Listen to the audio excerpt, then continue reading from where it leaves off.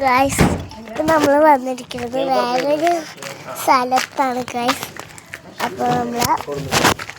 അപ്പോൾ നമ്മൾ ഇവിടെയാണ്.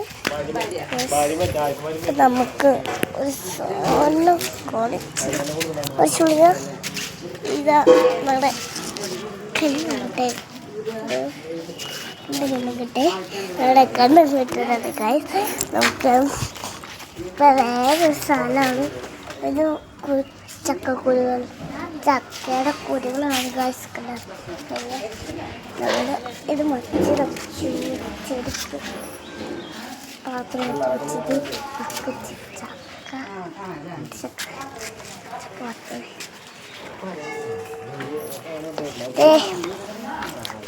നമ്മുടെ